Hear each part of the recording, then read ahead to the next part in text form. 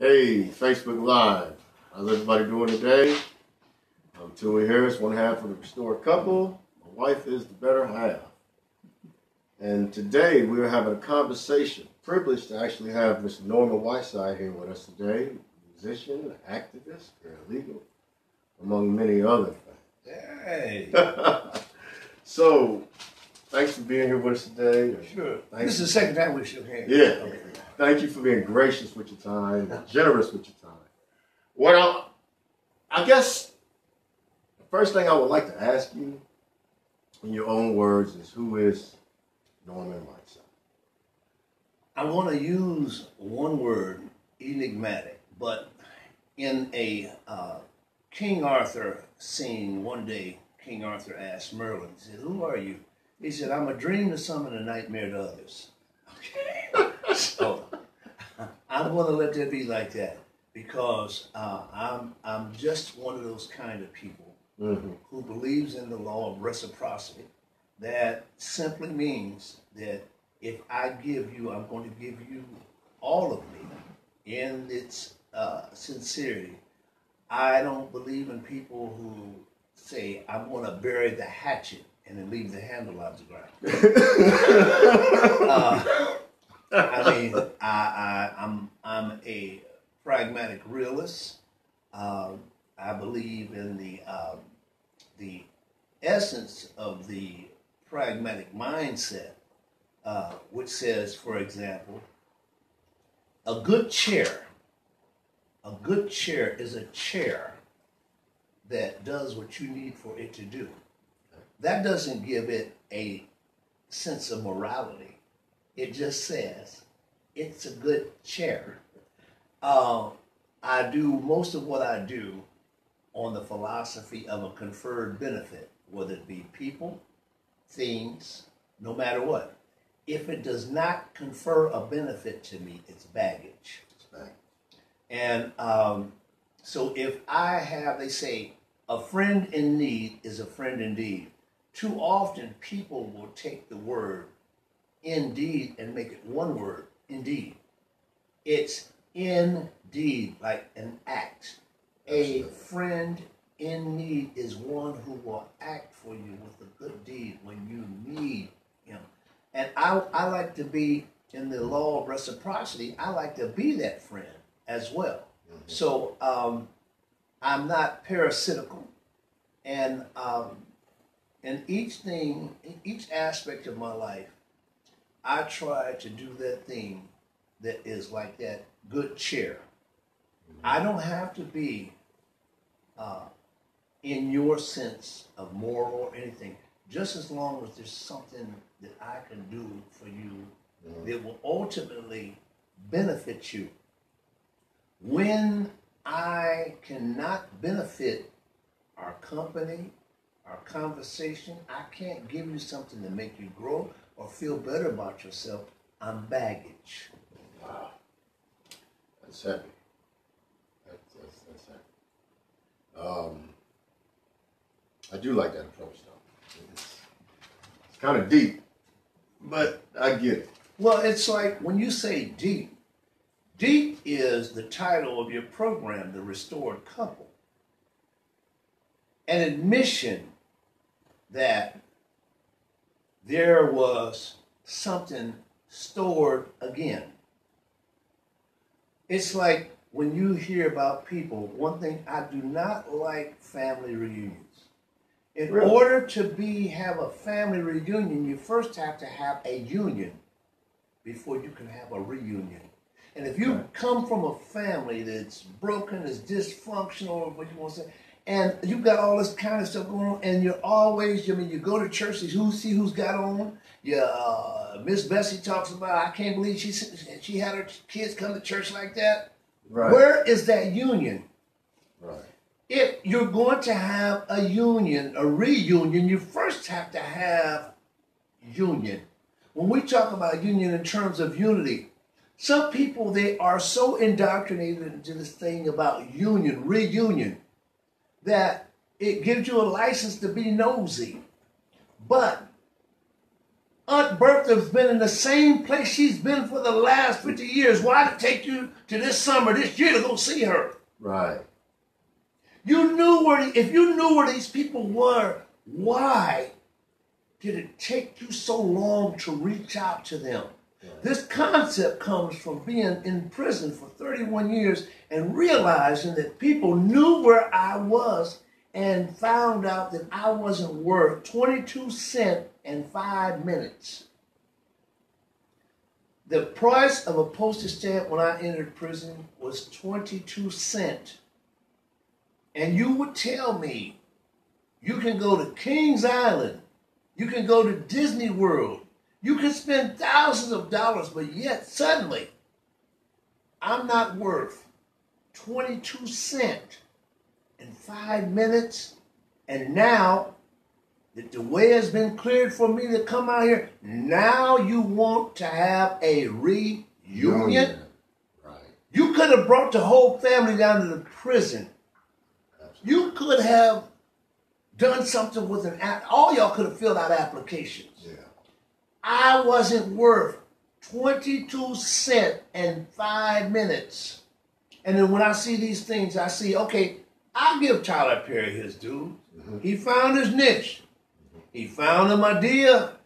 Mm-hmm. And he found a hungry audience ready to buy into all of the notions. Right. Spirituality, family, reunion, frustration, everything that the family was depicting. Always somebody on drugs, always somebody drinking alcohol, and at the end of the scene, they end up in church because somebody done died, or somebody got beat down, or somebody took somebody's husband. Now, these are the typical things that go on. Then we call this Medea's reunion. And then it is accurately depicted the fact that when these people go to these reunions, right, they go just like Thanksgiving. They gather in a town, some town they've seen, some of them haven't seen them in 2 or 3 years. But this one day, you can pretend to be somebody's family. And then we can even extend it beyond that. Black History Month. Mm-hmm. For 1 month, you can see red, black, and green. Come March, back to the flamboyant colors, looking like something out of I'm going to get you something. You know, but again, that's the message that I have, who I am. That's why to many, I know that I'm an enigma, because there's people say, you don't act right. You don't, No, what it is that I act in a way that defeats that indoctrinated principle that you're used to. Mm. If somebody watched this to it, okay, if for every day, for the first 5 years of your life at 12 o'clock, you get a peanut butter and jelly sandwich. When you get married, what you going to be looking for at 12 o'clock? A peanut butter and jelly sandwich. Because that's all you know. That's all I know. Some people ask me about it and say, how do you call yourself a minister and you do this and you do this and you do this and you do this? I said, how is it that David, the man after God's own heart, was a murderer, he was an adulterer, he went in and stole the bread off that was laid up for the priests? He did probably every crime that there was, except, child molestation. And yet, this is the one that God loved the most. He was allowed to dance naked in front of the Lord. Yeah. With no shame. And then, what they call, it's like they say, cheating, this concept of cheating. But who was David cheating on if he had 1,000 wives and 1,000 concubines? And then passed that on to his son, Solomon. Yeah. Now, I don't believe in that indoctrinated theory that where you go to church on Sunday, the preacher feeds you what he wants to feed you in the name of control. I don't know where it is, you go into a courtroom, everybody says, all rise. You get a preacher, he comes into from somewhere, and everybody rises, everybody standing there. For what? You know what that is? And then the other thing, like, you know, I get folks angry at me. They might not watch the program after this. Okay. No, I get folks angry because I said I don't do Simon Says Ministries. They said, Simon Says. I said, Simon Says Ministries, I don't do it. You know, what do you mean? I want you to look over there and touch your neighbor. Oh. And everybody, wait a minute, hold up. Yeah. I remember this game when I was little called Simon Says. Simon Says, touch your neighbor. Right. Now say, neighbor, you're going to have a good day. And I'm sitting up here talking, man, my favorite people in the world just died yesterday. And, you know, and there's always folks, not to me, Joey, this is a lie. It's going to be all right. How do you know it's going to be all right? I'm not going to tell you it's going to be all right. I'm going to say that I hope that the Lord's will is such that you can accept whatever it is He allows. I hope that you can somehow find the strength through your tears and a feeling no one can describe, and understand that the Most High would like to do whatever it is to make you feel better. In terms of telling you it's going to be all right, I'm not going to lie to you that. I'm not going to do that. We're not going to. All of these games, I tell somebody, I heard somebody, why these men lie? Why these men lie? Well, let's start with the mamas when they say, tell young girl I ain't here. And pick up the phone. Right, yeah. Number one. Or Santa Claus, the Easter Bunny. Yeah. Wait a minute. Why do men lie? And then watch this here. Not to mention, it was like, now, if you don't tell me the truth, and you tell the truth and get the whooping anyway, what to tell you, now you... So now you start understanding that, like, I got a 50-50 chance to get it out. This thing grows in us. With, as I was mentioning earlier about our men, our young men. Our young men these days grew up on Juice, Boys in the Hood. We grew up on Superfly and the Mac. We keep seeing that this behavior is all right. We watch people go get Academy Awards for this stuff. We and then the next thing you know, we want to be like them.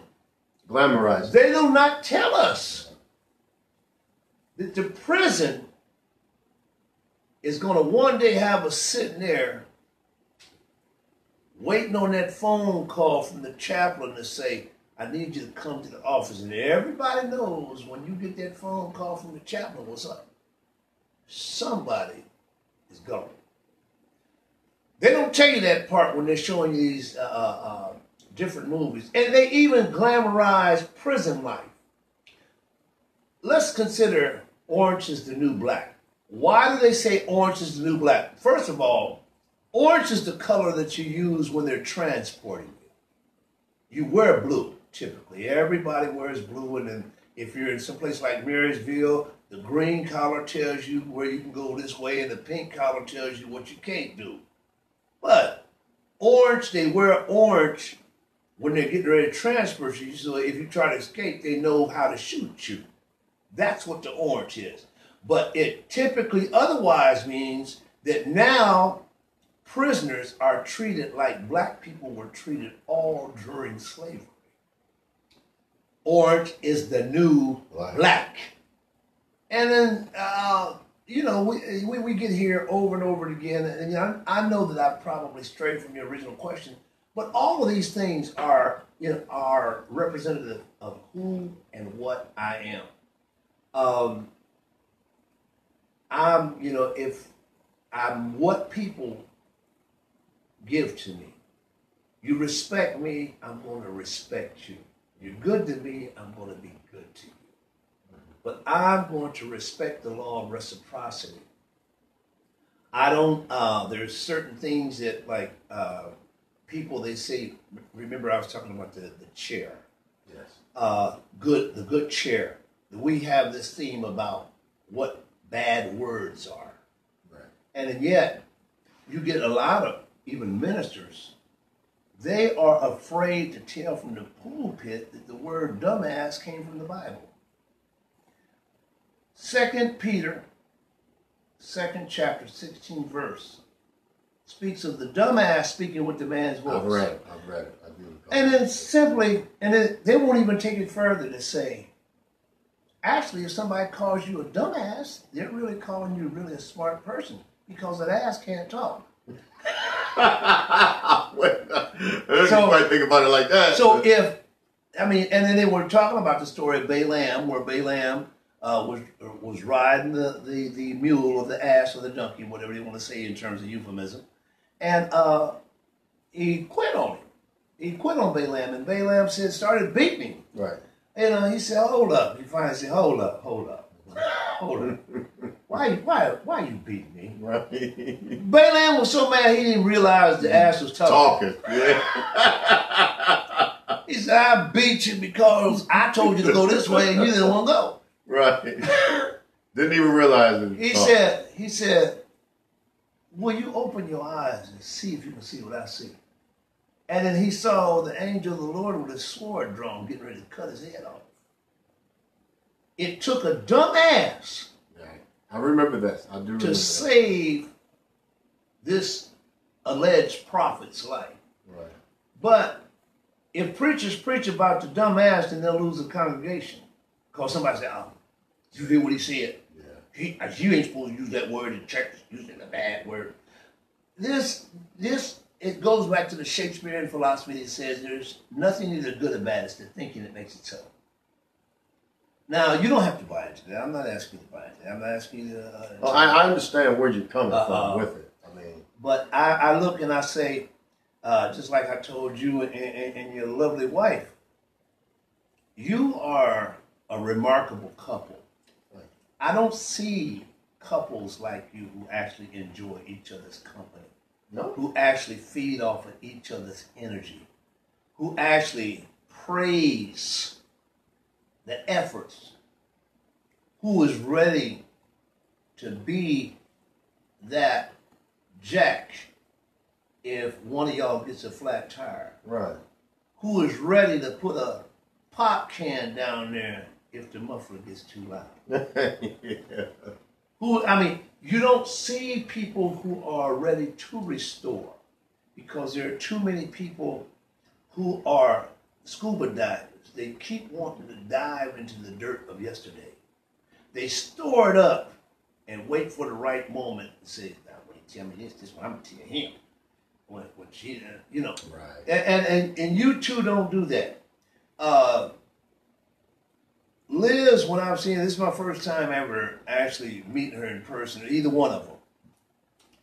But when I would see Liz from the very first time that she reached out to me back in 2016, I got an email or something, and she was trying to tell me about, well, you're involved in this Universal Support Network, and my husband and I would like to tap into your energy, right? Right. And I'm saying, well, that's well and fine, but we need to see what's going on around here. And as she did not just wait on what I was doing as in one egg in a basket.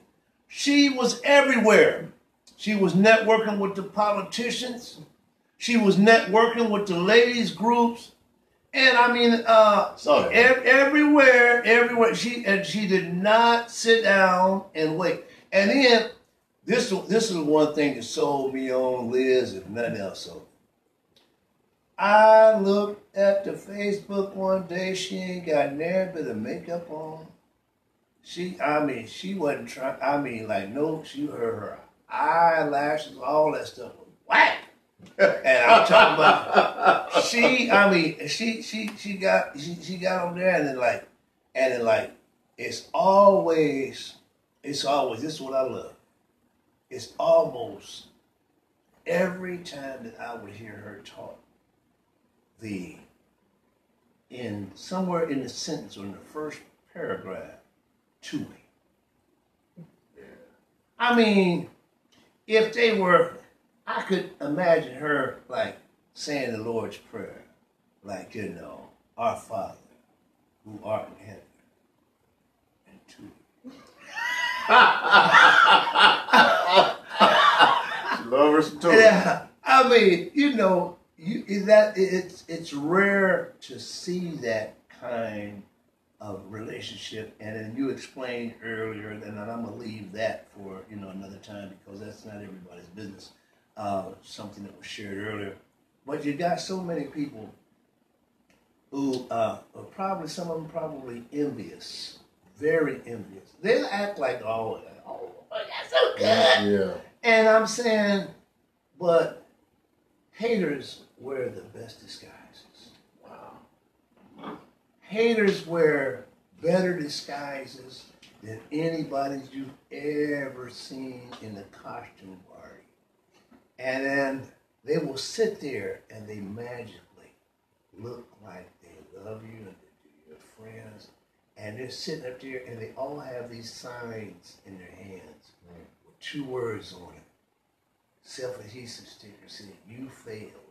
And they wait and tap them on y'all's back and saying, But so to be able to see this couple, to see y'all on screen, off screen, otherwise, to see Elizabeth just doing so much in the community and trying and the way she does and being so supportive, that is rare.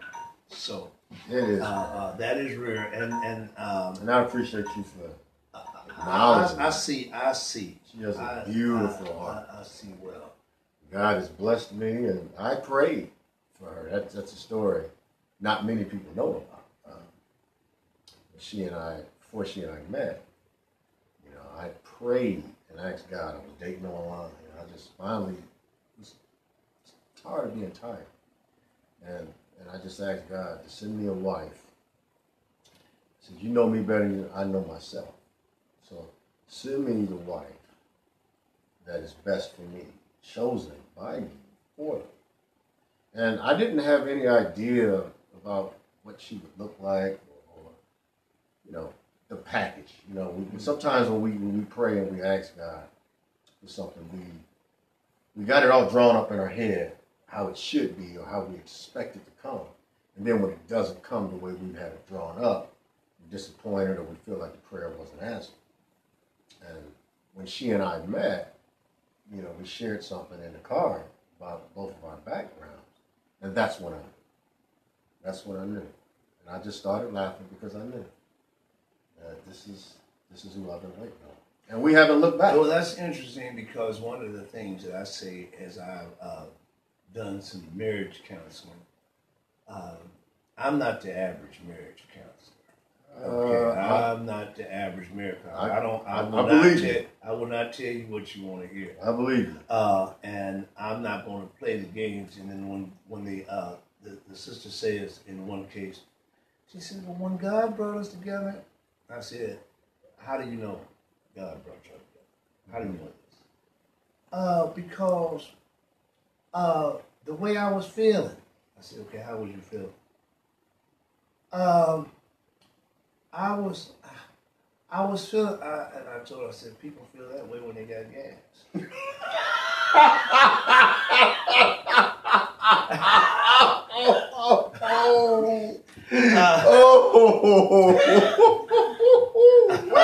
I said,